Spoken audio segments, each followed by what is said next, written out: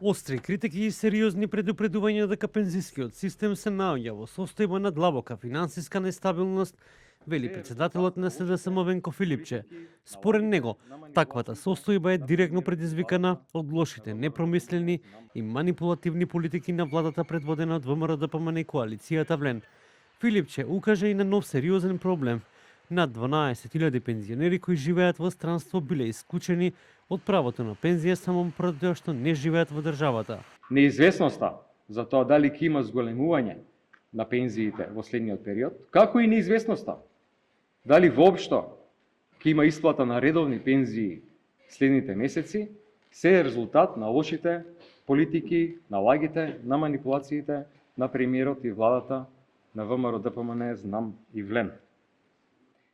Поради своите манипулативни кампански ветувања и мерки, тие пензискиот систем го донесоа на работна одржливост.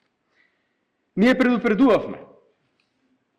Велевме дека е потребно да се придржуваат до законското решение кое што беше донесено во времето на владење на Социјалдемократскиот сојуз на Македонија.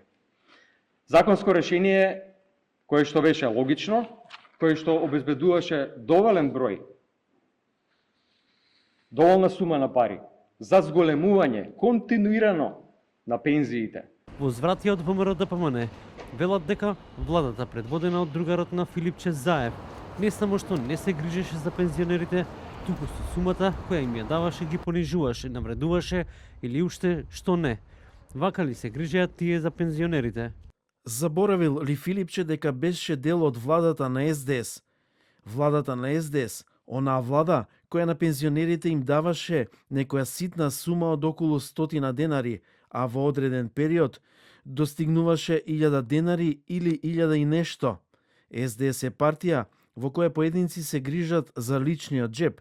Нешто што Филипче може да направи за доброто на сите е да собере сила и да замине од СДС. Пензионерите кои се за линеарно зголемување на пензиите денеска учти порачаа дека во понеделник на 1 декември пензионерите од државата ќе протестираат пред Уставен суд во Скопје со цел, како што велат, да продолжи линеарното пресметување на пензиите.